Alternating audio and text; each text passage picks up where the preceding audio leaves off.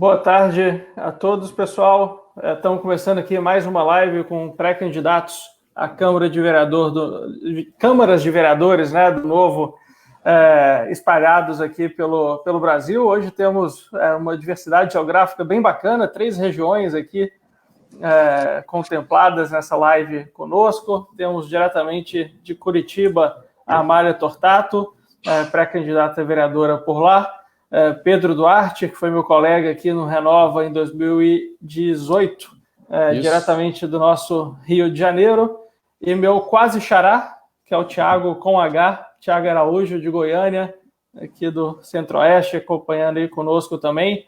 E a ideia, pessoal, como a gente tem feito quase toda semana aí, é aproveitar temáticas importantes que estão acontecendo em discussões na Câmara ou no Brasil em geral, e poder bater esse papo com os nossos pré-candidatos, ao mesmo tempo que apresentamos aí para vocês a turma que o Novo selecionou, uma vez que o nosso partido tem processo seletivo para poder ser candidato, e vocês irem aos pouquinhos conhecendo aí o perfil dos nossos pré-candidatos e como que o Novo está se desenvolvendo nas diferentes cidades aí, regiões do país. Aqui são 3 cidades que eu gosto bastante, Rio e Curitiba já morei, inclusive, né, Curitiba, onde eu fiz minha faculdade, Rio de Janeiro, eu morei, não sei se sabia disso, Pedro, mas eu morei no Rio de 2 aos 5 anos. Meu pai foi trabalhar no Rio e eu fui morar aí. Eu não lembro pouquíssimo, né, 2 aos 5 anos, mas enfim. De Goiânia eu conheço pouco, confesso, Thiago, mas tá coladinho em Brasília, então já estive lá umas vezes, né, até pelo Novo no ano passado também. Sim.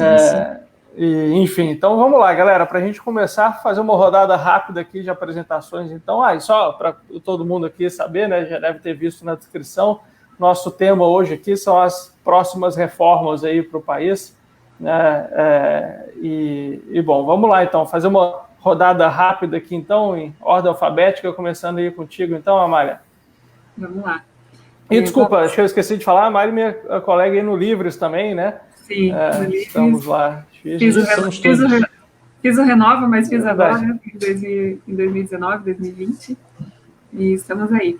Bom, em primeiro lugar, eu queria agradecer pela oportunidade, é um prazer estar aqui dividindo esse espaço com essas feras, aí o Thiago Mitrô, né, que é uma das nossas referências ali na Câmara Federal, o Pedro Duarte, que eu tive o prazer de conversar ontem, e o Thiago Araújo aí, obrigada pela oportunidade de estar aqui com vocês hoje. Bom, eu sou do interior do Paraná, na verdade, nasci em Telemaco Borba, vim aqui para Curitiba em 2002 para fazer faculdade, sou formada em engenharia mecânica, trabalho como comissária de voo. Sou a mãe da Giovana, minha bebezinha tem 7 meses. O Thiago até conheceu ela, né, do nosso encontro do Renova ali no começo do ano, em fevereiro, no metrô. Então, sou a mãe da Giovana, e eu já fui empreendedora, tive uma loja móvel aqui em Curitiba. E essa é uma das coisas, eu gosto de contar, porque é uma das coisas que me motivou a entrar na política, um dos fatores que me motivaram a entrar na política foi eu ter tido essa loja móvel, e eu acabei indo à falência devido à burocracia estatal. Depois a gente pode falar um pouquinho mais sobre isso. E também já quis morar fora do Brasil, em 2016, com aquela crise política, impeachment, Lava Jato, tudo isso rolando aqui no Brasil.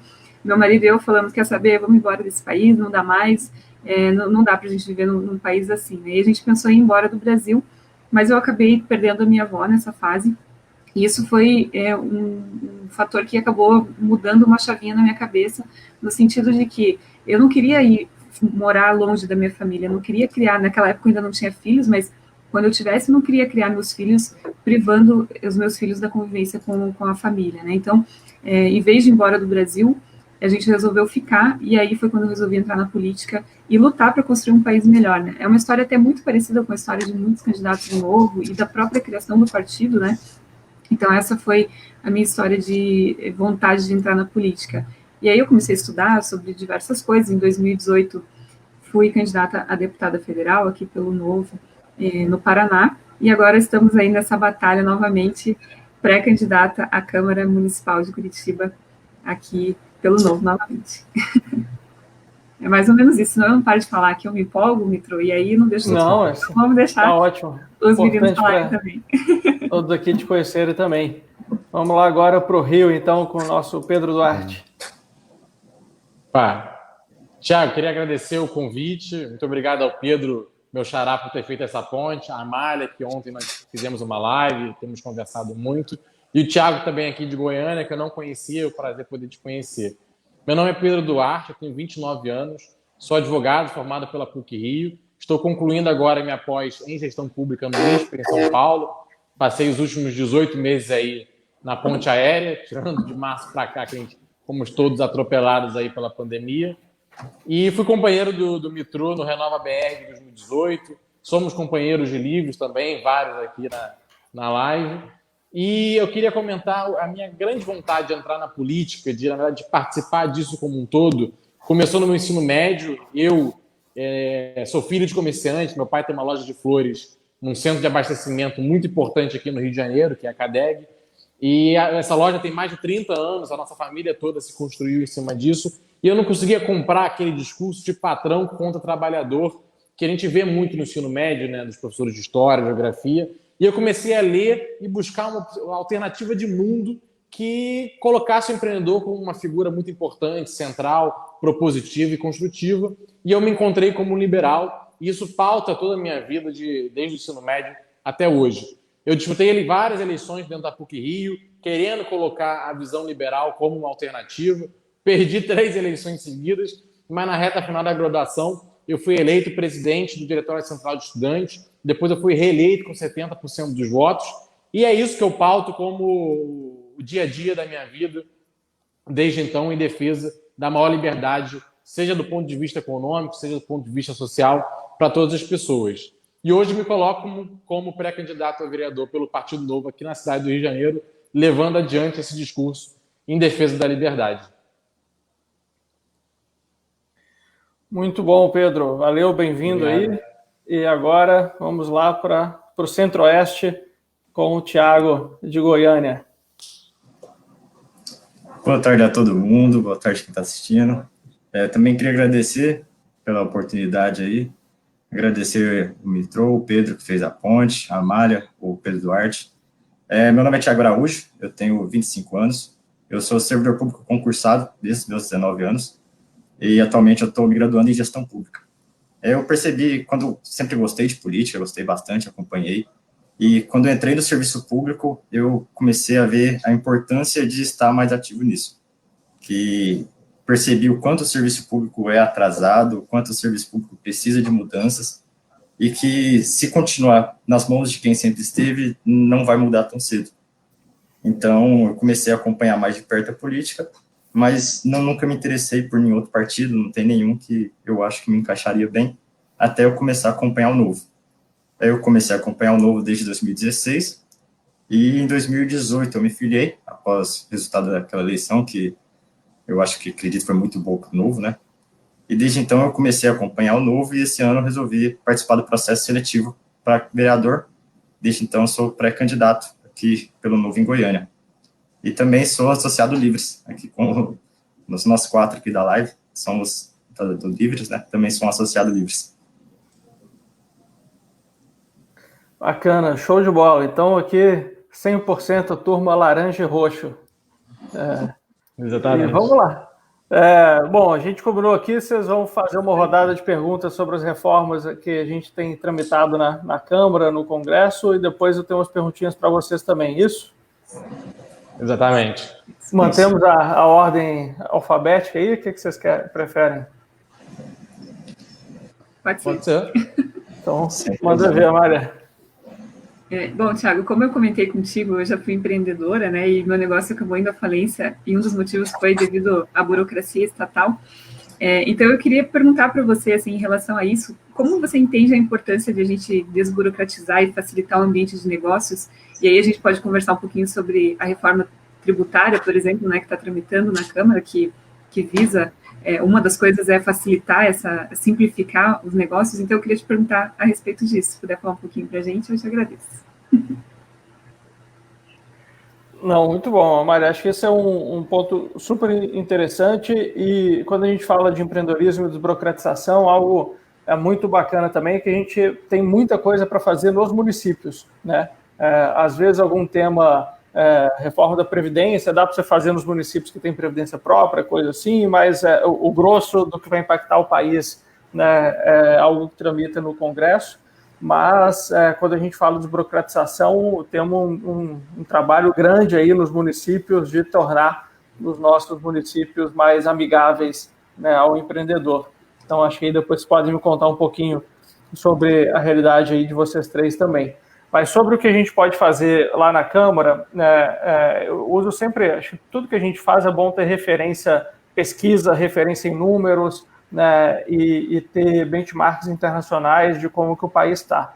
E dentro de ambiente de negócios para os empreendedores, a gente tem o ranking do Doing Business, que é feito pelo Banco Mundial, né, que tem uma série de critérios que avalia como que o país, é o ambiente do país, quão propício ao ambiente de um país aos empreendedores, né, e o pior critério que a gente está é justamente sistema tributário. Né. O Brasil tem hoje de 190 países do mundo, segundo esse ranking do Banco Mundial, o sexto sistema tributário mais complexo do mundo, né. A gente só perde para Venezuela, Bolívia e mais uns 3 países que eu aprendi o nome olhando esse ranking e já esqueci, né. Mas é umas coisas, assim, inadmissível, né, o sistema tributário do Brasil, né, que é aí a 8ª, 9ª economia do mundo, está como o sexto sistema tributário mais complexo. E tem um dos critérios que é o número de horas que o empreendedor gasta para lidar com as suas obrigações tributárias, que o Brasil é o pior do mundo. Né? 2 anos atrás era 2.000 horas por ano que a gente gastava, cada empreendedor, para lidar com o sistema tributário, agora melhorou, a gente foi para 1.500 e alguma coisa, né? Mas ainda assim, antes a gente era 2 vezes pior que o segundo colocado, que é a Bolívia, que são cerca de 1.000 horas, e agora a gente está 1,5 vezes pior que a Bolívia, com 1.500 e poucas horas, né? E obviamente pior do que todos os outros 189 países do mundo que são medidos pelo Banco Mundial nesse sistema. Então, assim, realmente é inconcebível o Brasil ter esse sistema tributário.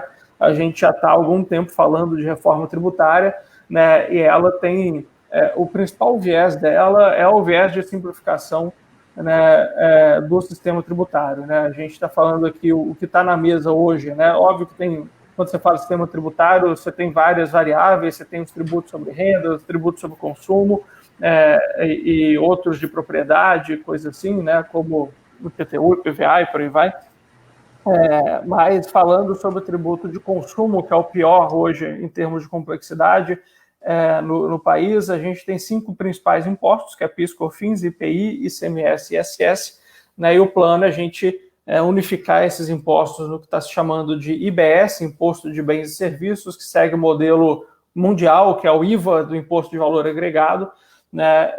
E essa é o norte da PEC 45, que está tramitando desde o ano passado, a PEC 45 de 2019, e que estava num vai tremendo, né? Porque você não tinha ali uma proposta do governo, o governo, aquela história, falava que ia mandar, não ia mandar e coisa assim, e óbvio, você mexe com muitos interesses, desde o interesse dos estados e municípios que vão ser afetados por essa reforma, até interesses setoriais, né? Cada setor buscando puxar para o seu lado, o setor de serviço falando que vai aumentar muito a carga para ele, e outros setores estão preocupados que vão perder a isenção que tem, porque a ideia dessa proposta é acabar com a isenção setorial também no país, que é algo que é muito maléfico.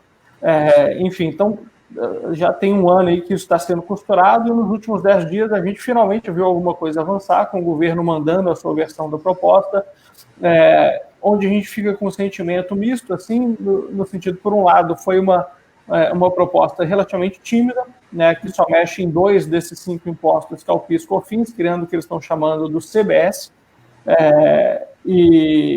mas, por outro lado, pelo menos mandou alguma coisa.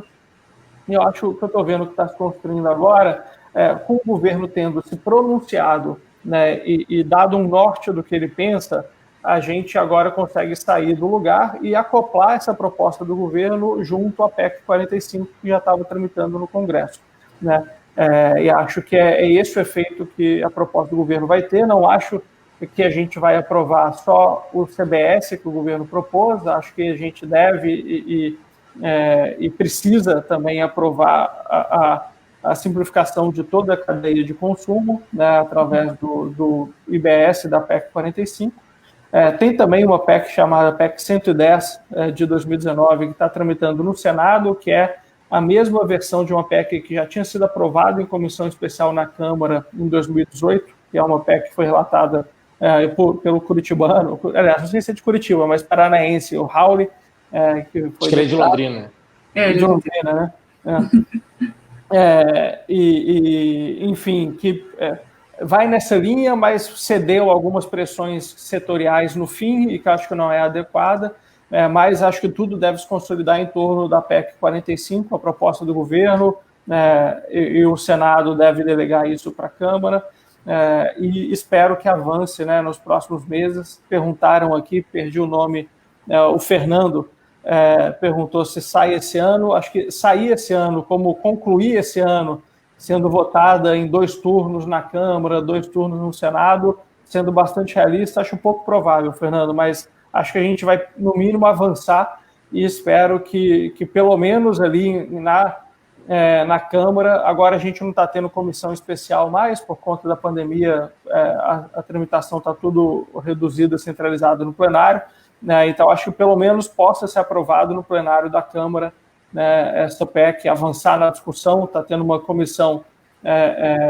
de discussão que está mista entre Câmara e Senado, que tem andado um pouquinho aos trancos e barrancos, mas acho que vai avançar ali e ser aprovada pelo menos na Câmara esse ano, e aí espero que o Senado aprove quanto antes também, até porque os efeitos dessa PEC vão levar tempo, né? Assim, a gente tem uma transição proposta de 10 anos, né, de 2 anos de ajuste para entender esse novo imposto e coisa assim, depois mais 8 anos de transição para desligar os atuais impostos e ligar os novos. Acho que uma transição poderia ser mais curta também, mas, de novo, muita gente aí preocupada com essa transição, muitos compromissos feitos com base na atual composição de impostos, então alguma transição, óbvio, que é importante.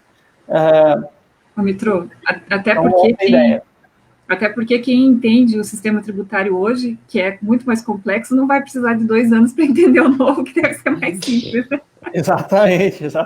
Acho que o novo vai ser fácil de entender. O que muita gente alega é que, assim, foram feitos investimentos com base até isenções tributárias que estados, municípios deram e coisa assim, e aí você desligar isso de uma hora para outra pode ser prejudicial. Entendo o argumento, mas não acho que precisava levar 10 anos, né? Então, assim, por todos os lados, acho que poderia ser mais curto, mas é melhor uma transição de 10 anos do que mais 10 anos vivendo com o sistema tributário atual. Isso aí eu não tenho nem dúvida. Exatamente.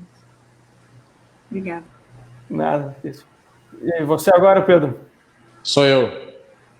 Mitro, a gente conhece há um tempo já, e qualquer pessoa que te acompanha sabe da importância que você dá para a pauta da educação.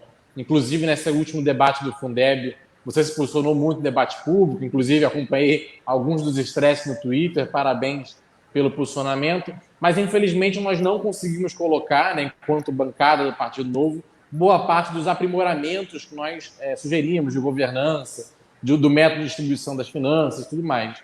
Mas, bom, isso está posto, isso foi aprovado. E aí eu queria te perguntar quais são as próximas batalhas que nós temos pela frente para reformar o sistema educacional brasileiro. O que você vê sendo os mais importantes que nós temos aí em trâmite e a ser discutido no curto prazo? Não, legal, Pedro.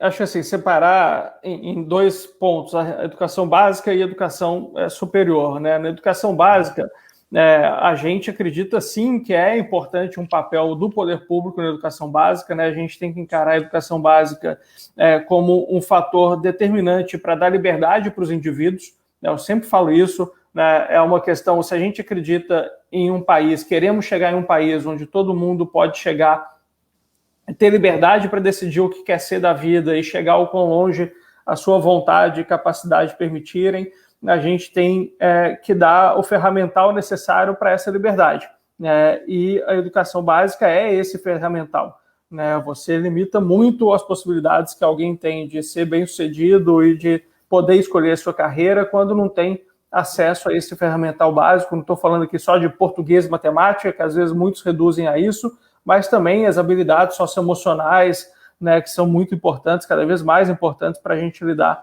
né, no mundo de hoje, além, óbvio, do conteúdo técnico. Então, é muito importante o poder público atuar para garantir essa igualdade de oportunidades também, né? Outro ponto que eu falo muito eu nasci filho de funcionários públicos numa capital do país, eu nasci, na verdade, em Brasília, foi sem querer, meu pai estava trabalhando lá, mas minha família é toda mineira, de BH, então, assim, eu sou filho de uma família de classe média, funcionários públicos de Minas Gerais, de BH, né? E foi nesse contexto que eu cresci. As oportunidades que eu tive por conta disso, né, são muito diferentes das oportunidades de alguém que nasce no sertão do Nordeste, filho de pais analfabetos, né, e ali com acesso a uma educação muito ruim, né? As minhas possibilidades são muito mais amplas, foram muito mais amplas do que quem nasce nesse contexto que eu descrevi agora, né? Então a gente precisa também, para viver no mundo onde cada um pode ser o que quiser e a gente tenha igualdade de oportunidades, precisa de uma educação básica de qualidade,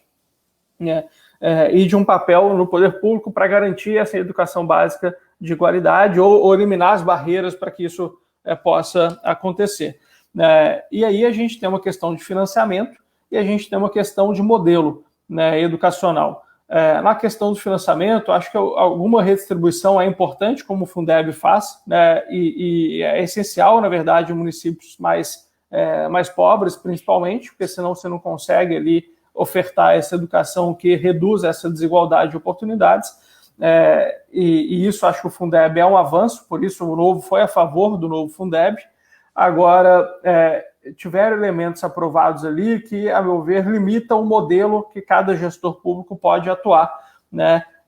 Quando você, por exemplo, coloca que no mínimo 70% do valor do Fundeb tem que ser destinado à folha de pagamento de servidores, você já está ali quase que excluindo a possibilidade de um gestor público ali misturar a educação pública entregue através de uma escola do Estado com a educação pública entregue através da iniciativa privada, como a gente tem no ensino superior, através do ProUni e do FIES, né, que o poder público financia, ou faz um financiamento através do FIES, ou paga, como paga através do ProUni. Na saúde, como a gente tem, né, hospitais filantrópicos, organizações sociais atendendo pelo SUS, então uma organização privada ofertando ali a saúde pública, né, em inúmeros outros aspectos, e na educação a gente tem essa barreira de acreditar que o modelo adequado é um modelo único estatal, né, que limita, inclusive, as opções das famílias mais pobres, né? Família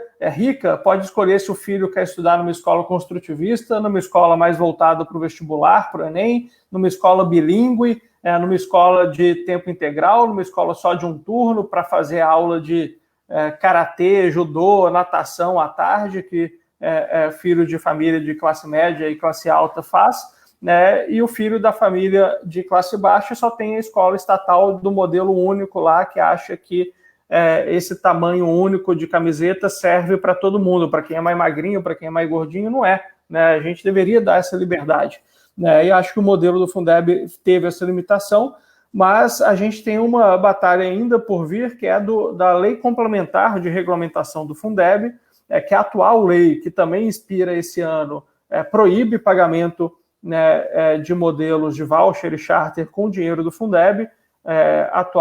O atual texto aprovado na Câmara não proíbe, né, mas também não deixa claro que pode, mas tem esse piso, né, para investir na educação estatal, e a gente, através da lei complementar, pode retirar a barreira que a atual lei complementar tem para pagamento de modelos de escola em parceria com iniciativa privada, que, por exemplo, vários municípios do Brasil fazem. Porto Alegre, o exemplo mais emblemático para mim, que tem escolas comunitárias em região de periferia de Porto Alegre, que são escolas que o governo paga para a escola funcionar, mas é gerida de forma privada e tem resultados educacionais melhor do que o resto da rede e atende justamente a população mais vulnerável de Porto Alegre. E eles não conseguem expandir esse modelo pela atual proibição de utilizar recursos do Fundeb para esse modelo, né? Então, agora, na lei complementar, a gente vai brigar para que não haja essa proibição, né?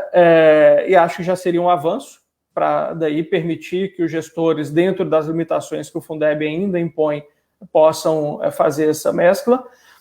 E o ensino superior aí tem que revirar de cabeça para baixo, a meu ver, né? Acho que aí tem muita coisa errada, né, as universidades públicas, da qual eu sou fruto, né, eu estudei na Universidade Federal do Paraná, tive uma qualidade de educação muito boa lá, mas a gente vê que cada vez mais a universidade pública está deteriorando, elas são inviáveis financeiramente, elas estão, como o sistema público em geral, você tem uma parte de despesas obrigatórias que só cresce, né? Hoje, cerca de 85% das despesas das universidades públicas no Brasil vão para a folha de pagamento, você tem pressão corporativista o tempo inteiro para aumentar esses salários, e no ensino superior os salários já são muito acima da média do ensino privado, né? Então ali você tem professor ganhando com poucos anos de carreira 20, 25 mil reais, né?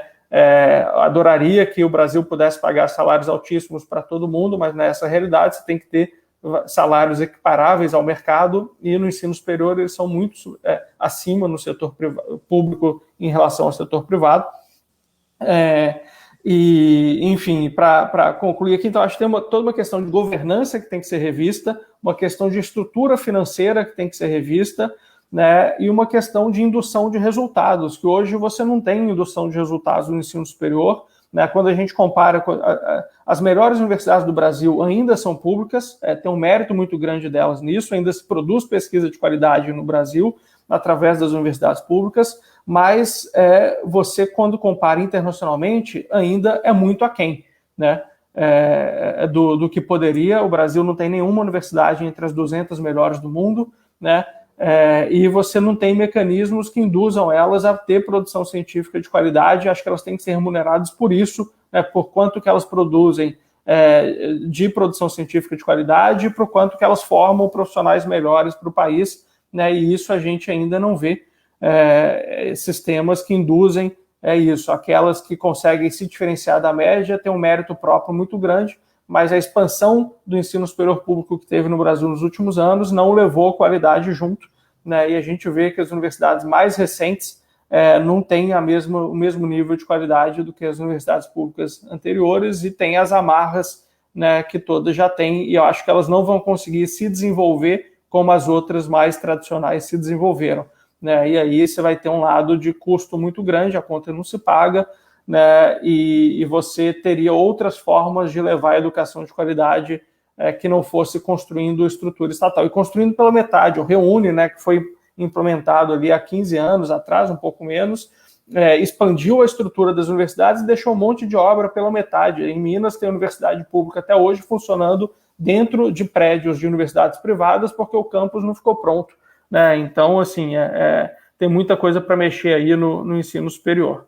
E estamos lutando, o corporativismo muito grande, as barreiras são grandes, o pessoal adora jogar cortina de fumaça para evitar discutir os reais problemas, mas estamos lá, estamos aí para isso, é para isso que pagam o meu salário, é para isso que eu fui eleito, né, para fazer essas ideias vigorarem dentro ali da Câmara. E aos pouquinhos, água mole em pedra dura, tanto bate até que uma hora fura. Com certeza, Mitro. Agradeço pelas respostas, muito boas. Vamos lá para o meu xará agora de Goiânia. Então, como eu disse na minha apresentação, eu sou servidor público, então eu vejo na prática a necessidade de uma reforma administrativa. Eu sou servidor público federal, mas o governo já teve aí 1 ano e meio, até hoje não encaminhou a proposta que ele prometeu desde promessa de campanha, né? E queria saber como é que anda no Congresso as conversas quanto a isso, porque grande parte das coisas que chegaram do governo no Congresso acabaram sendo um pouquinho, sofreram muitas mudanças e aí perderam um pouquinho do que chegou lá. E que ponto que você acha que não pode ficar fora da reforma administrativa? Bom, legal, Thiago. Esse é um assunto que está ocupando aí boa parte do meu tempo, da minha energia nesses últimos meses todos. Dentro da bancada do Novo, né, hoje nós somos 8 deputados e a gente se divide, a gente tem um alinhamento ali de valores, de ideias muito alto. Acho que é o que o partido proporciona, né, com o critério que ele coloca para selecionar seus candidatos. E a gente se dividiu no início da legislatura quais seriam os temas que cada um ia cuidar. E eu fiquei principalmente com educação e gestão pública, né? Então, esses são os meus principais temas que eu atuo dentro da Câmara, além da defesa das liberdades como um todo e de pautas que são transversais, né, ao partido, como as grandes reformas e tudo, né, e vendo que a reforma administrativa não andava, né, a gente está desde o fim da tramitação da reforma da Previdência, esperando o governo enviar a reforma administrativa, o Ministério da Economia está com ela pronta já faz quase um ano, né, equipe lá muito qualificada, né, técnica e entende o problema, só que o presidente Bolsonaro engavetou essa reforma há um ano, cada hora ele arranja uma justificativa para não mandar, né, a última vez que ele falou sobre deve ter mais ou menos um mês, acho que numa entrevista para a Band, coisa assim, ele falou que só vai mandar em 2021, né, o que é completamente inviável. Em 2021 pode ser que ele mande em dezembro de 2021 ainda, né, então assim, nem vai nesse mandato dele, que espero que seja o único, nem vai conseguir concluir. Então, assim, o que a gente tem feito é construir dentro do Congresso um ambiente para que a gente já aprofunde o debate da reforma administrativa e faça uma pressão no Executivo para o Executivo mandar, né? Essa reforma tem apoio dos presidentes das casas, né, o Maia e o Alcolumbre, tem o apoio de boa parte do Congresso.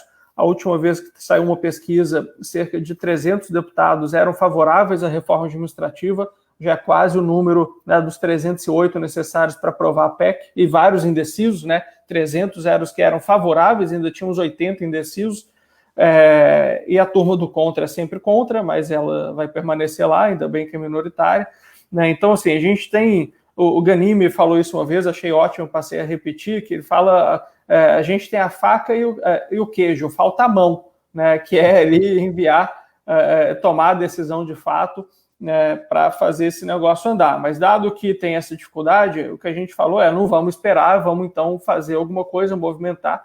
E então eu criei, junto com vários parlamentares de diferentes espectros ideológicos, né, a Frente Parlamentar da Reforma Administrativa, e a gente está evoluindo nos debates técnicos do que tem que ser feito em cada uma das necessidades de mudança.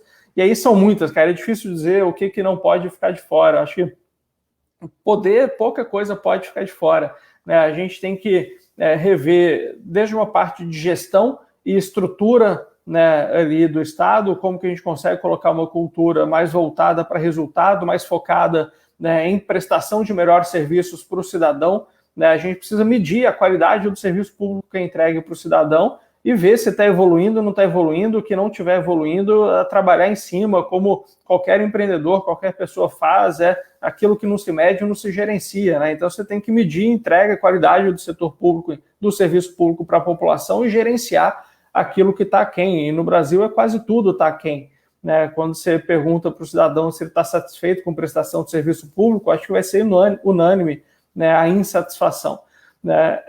Então tem desde essa parte de gestão até a parte de pessoas, né? Hoje o setor público não consegue oferecer um bom ambiente para o servidor dar o seu melhor e ser produtivo e melhorar a qualidade do serviço, né? Muita coisa muito engessada, falta um ambiente propício para o bom servidor desempenhar o seu papel, né? Falta ali regras mais flexíveis que permitam que a gente adeque o setor público ao tempo, né? Hoje você tem uma complexidade de carreiras muito grande, você entra no concurso público que mede decoreba, não mede o que você vai precisar, né, para exercer na função depois. Então, assim, você tem que, desde do acesso, né, obviamente sempre prezando pela impessoalidade, a gente não quer ampliar a margem para ingerência política, mas a gente quer adequar tecnicamente os passos que o servidor tem, o ciclo de vida dele dentro do setor público, desde o ingresso, né, até a efetivação, as condições ali para se ganhar estabilidade, que é importante para proteger o interesse público em vários aspectos. Eu sempre falo, se o Sérgio Moro e o Dallagnol não tivessem estabilidade, você não tinha Lava Jato, que teriam cortado ela no início ali, tirando eles da função, ou exonerando eles. Então a estabilidade é importante para proteger o setor público, né, para proteger o interesse público, o cidadão, mas não pode ser irrestrita como tem hoje, porque daí você também tem uma estrutura engessada e que não estimula a produtividade e o bom desempenho do profissional. Então você precisa ter um meio do caminho ali que hoje muitos acham que não tem nem que ser discutido. Eu falo, não, tem que sim ser revisto, tem que ser discutido, e não precisa para todas as carreiras, e para as carreiras que precisam, você não pode ser automática como é hoje, né? Você tem que, às vezes, dar um tempo ali para o servidor, para identificar se o servidor também é um bom servidor ou não, e, pô, não, eu virei juiz, né? Fiz 5 anos aqui mostrando que eu faço um bom papel, aí você garante a estabilidade dali para frente. Agora, o cara com 2, 3 anos, né, não mostra que é alguém que é vocacionado para aquela função, não tem por que você garantir estabilidade para ele para os próximos 30, né, que ainda garante mais 20 anos de aposentadoria depois, mais 10 anos, né, ali de pagamento de pensão para o sobrevivente do casal, né, então se onera a sociedade por 60 anos para alguém que com 2, 3 anos de exercício da função já dava para ver que não era vocacionado para aquilo. Não, mas tem estágio probatório. Pô, você vai olhar os números de aprovação de estágio probatório, não é uma etapa, entendeu? Praticamente todo mundo aprovado, você tem que fazer um esforço muito grande para o servidor não ser efetivado após o período probatório, né? Então, isso tudo você tem que rever, né? E dialogar com os servidores para isso, né? Muitos servidores são favoráveis a isso, e você tem um grupo pequeno que, às vezes, muito barulhento, que acaba limitando o debate e não permite que o setor público brasileiro evolua. Então, acho que esse conjunto que a gente quer levar é modernizar a administração pública brasileira para que o setor público preste melhores serviços para a população, né? E, ao mesmo tempo, crie um ambiente mais favorável para os bons servidores poderem exercer cada vez mais o seu papel, né, e prestar melhores serviços à população e evoluir na carreira, serem reconhecidos por isso, assumirem mais responsabilidades, terem melhores salários, né, se estiverem desempenhando um bom papel. Então, esse que é o debate que tem que ser feito, que a gente está conduzindo na frente da reforma administrativa, e esperamos que em breve o governo possa oficialmente aí se juntar. Oficialmente eu digo porque ainda não teve o envio da reforma, apesar do Ministério da Economia já estar trabalhando bastante nesse assunto. Beleza, muito obrigado. Então, agora devolver um pouco a bola aí para vocês, né? A gente, né, como acho que dentro do Novo todos somos inconformados e constantemente a gente quer ver melhorias no nosso ambiente. O que vocês acham aí que Curitiba, no Rio e em Goiânia deveriam ser a principal mudança? Se vocês tiverem que escolher, né, que nem agora eu escolhi reforma administrativa para ser um assunto que eu vou focar bastante, qual a principal reforma ou modernização do município de vocês acham que precisa ser feito e que vai ser uma prioridade aí de vocês em campanha e no futuro exercício do mandato também? Vamos inverter agora, começar pelo Thiago, aí Pedro, e deixar a Mário por último. Beleza. Não é fácil escolher uma coisa só, né? É difícil decidir o que é o principal ponto. Assim, sendo um pouco... Acho que a gente precisa do novo em Goiânia. Em Goiânia a gente vive na velha política, bem preso a ela. Tem o mesmo partido. Desde o fim da ditadura, a gente teve 3 partidos só que tiveram prefeitos em Goiânia. E também, consequentemente, tem comandado a Câmara dos Vereadores. Então a gente precisa renovar, de fato, e necessário o novo. Mas, falando da administração pública, da situação em Goiânia, eu acredito que a educação precisa ter um olhar especial. Ela talvez não seja o maior problema da cidade hoje, mas eu acredito muito na educação como um motor de mudanças. A educação que pode gerar oportunidades, que podem fazer mudanças de fato na vida do cidadão, e eu acho que é o que impacta mais diretamente nessa situação toda é a educação. Então, eu acredito muito que a gente precisa largar a velha política, a gente precisa renovar a política goiana, goianiense, e precisa muito desse olhar especial para a área da educação básica. Show de bola. Pedro, você. Bom, Thiago, para mim a maior preocupação que o Rio de Janeiro tem que ter hoje é retomar sua competitividade. Estamos falando de uma cidade que é a vitrine do Brasil, já foi a maior cidade do Brasil enquanto capital, maior geradora de empregos, uma base de indústrias muito grande. Mas, por exemplo, ano passado, o Rio de Janeiro foi a cidade do Brasil que mais perdeu postos de emprego. Então, o Rio de Janeiro passa hoje por uma desindustrialização muito forte. são muitas empresas indo embora, perdemos o mercado financeiro na década de 90, estamos perdendo agora boa parte da advocacia, se dividia muito entre São Paulo e Rio, boa parte está indo embora agora. No Doing Business, que você mesmo pontuou, o Rio de Janeiro em 2016 era a segunda melhor cidade colocada, perdia só para São Paulo, atualmente somos a 16ª. Então, assim, em 4 anos, o Rio de Janeiro conseguiu perder para boa parte da cidade de São Paulo e outras capitais, como Florianópolis, Curitiba, Vila Velha, Vitória, Belo Horizonte.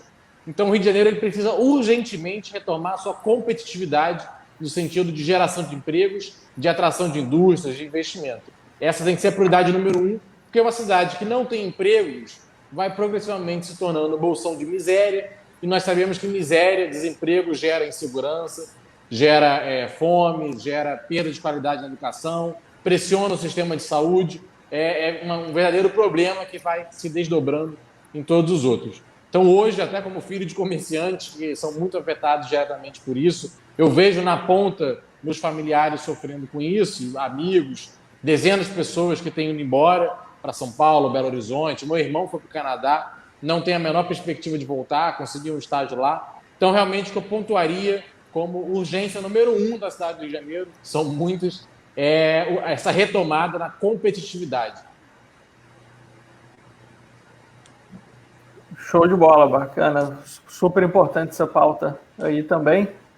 E vamos ver lá em Curitiba, Mária, na sua opinião aí, o que a cidade precisa prioritariamente. Aqui em Curitiba, eu vou dizer que seria um mix das duas coisas que o Thiago e que o Pedro falou. A pauta da educação, principalmente na primeira infância, como eu falei para vocês, né, minha bebezinha tem 7 meses, então é uma pauta que me preocupa muito. E aqui em Curitiba, o que a gente tem visto é que as creches de Curitiba, elas têm atendido a função social, que é de receber a criança, para os pais poderem sair para trabalhar, mas a gente não vê muito investimento no desenvolvimento cognitivo dessas crianças, e é uma fase super importante, ali de 0 a 5 anos, onde 80% do desenvolvimento cognitivo da criança acontece, e a gente tem pecado nesse sentido. Então, acho que a gente precisa melhorar nisso, porque isso vai refletir lá na frente, né? Se a gente investe em educação.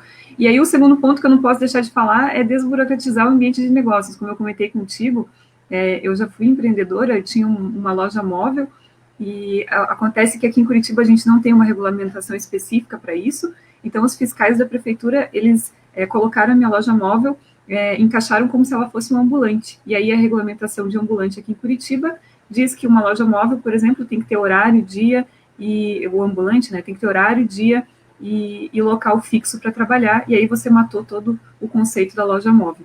E, obviamente, que eu acho que tem que melhorar outras coisas, né, em relação à desburocratização. Eu estou dando esse exemplo porque eu sofri na pele, então acho que a gente precisa chamar o empreendedor, a gente precisa ter um ambiente acolhedor para o empreendedor, principalmente depois da crise, onde a gente vai precisar gerar emprego. Então, para gerar emprego, a gente precisa dos empreendedores aí, dando a cara a tapa e se aventurando nesse ambiente de negócios complicadíssimo que a gente tem no Brasil hoje. E o mesmo vale, por exemplo, para os food trucks aqui em Curitiba. Aqui em Curitiba, a prefeitura conseguiu matar o negócio dos food trucks, porque também fez uma regulamentação que não faz nenhum sentido. Tem alguns pontos, pouquíssimos pontos espalhados aqui em Curitiba, onde o food truck pode operar, e é uma burocracia tremenda para eles conseguirem parar ali, tem que pagar uma taxa, tem que avisar com um mês de antecedência, e aí tem que ficar o mês inteiro naquele lugar. Então é terrível a regulamentação dos food trucks. E aí eu dei 2 exemplos aqui de como a gente pode desburocratizar, facilitar o ambiente de negócios para a gente atrair o empreendedor e conseguir gerar emprego e renda, principalmente no Brasil depois da pandemia, e na Curitiba também, né, depois da pandemia.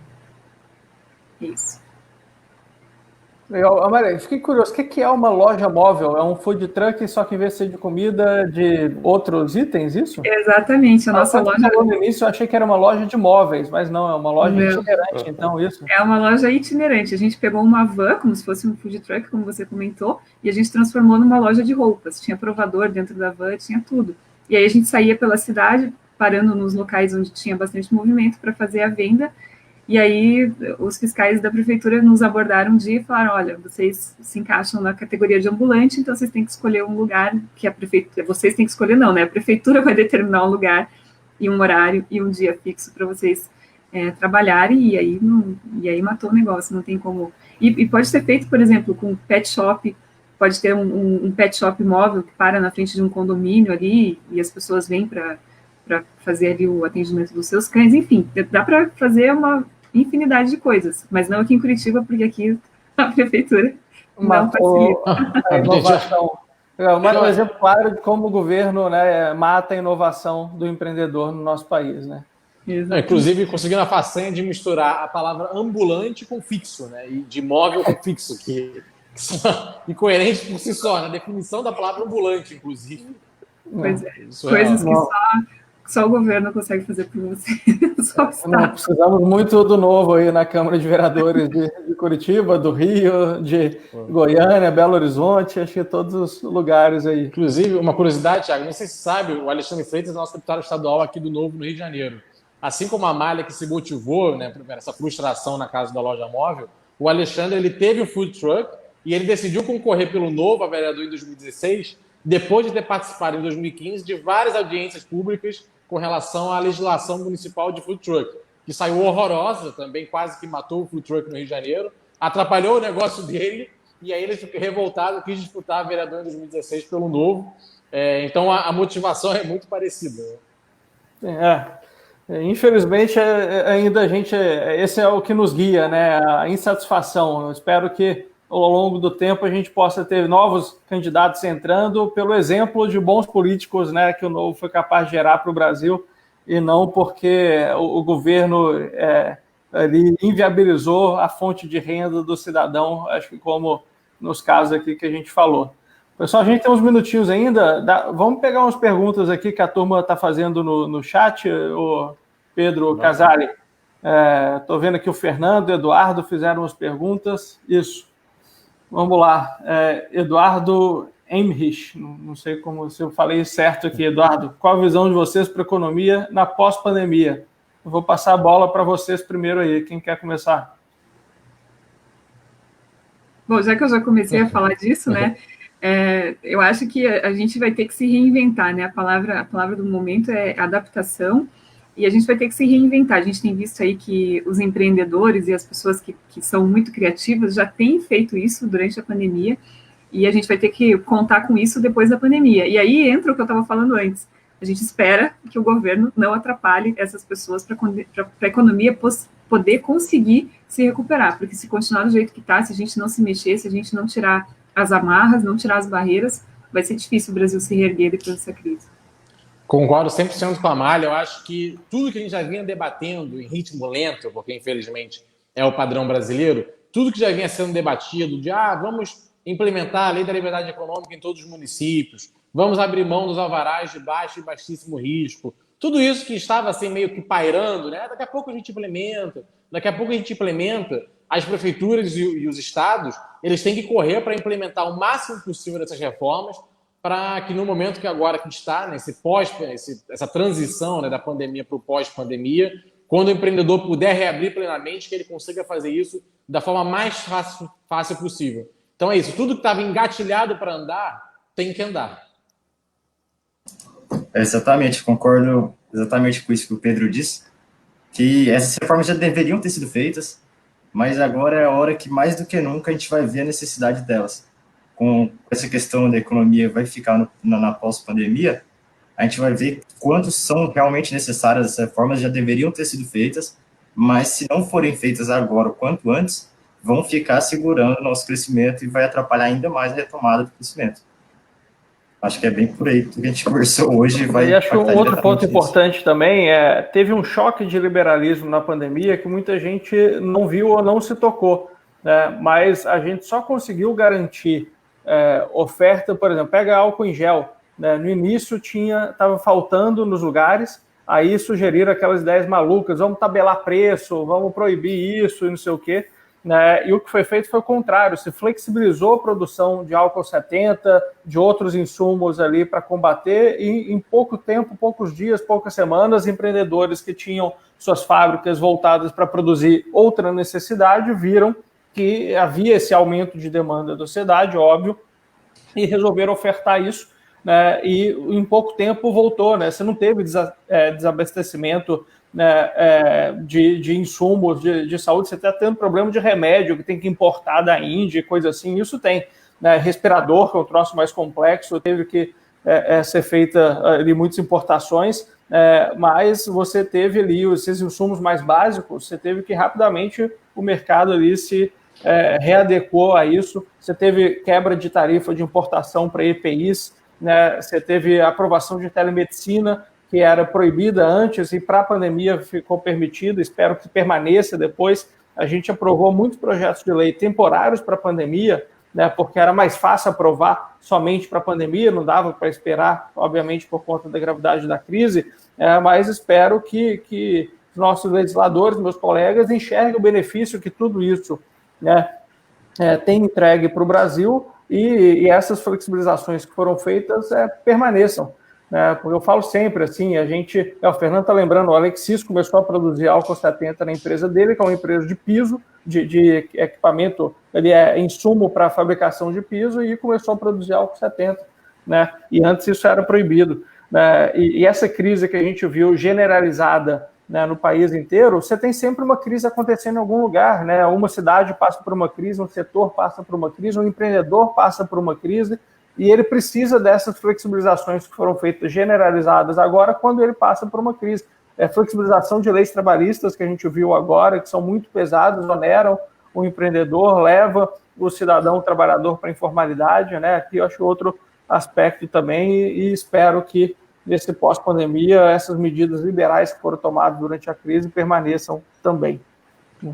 Tiago, eu posso só pontuar uma coisa? O Pedro falou sobre a lei da liberdade econômica, e é legal pontuar também que aqui em Curitiba a gente também conseguiu dar uma atrapalhada nessa lei, né? Porque ela prevê que, na falta de regulamentação específica do Estado e do município, vale aquela lista de 200 e poucos negócios que não precisariam mais de alvará. Aí Curitiba fez questão de fazer uma regulamentação e diminuir essa lista para uns 30 e poucos negócios. Né? São as coisas que dá para fazer no município, né?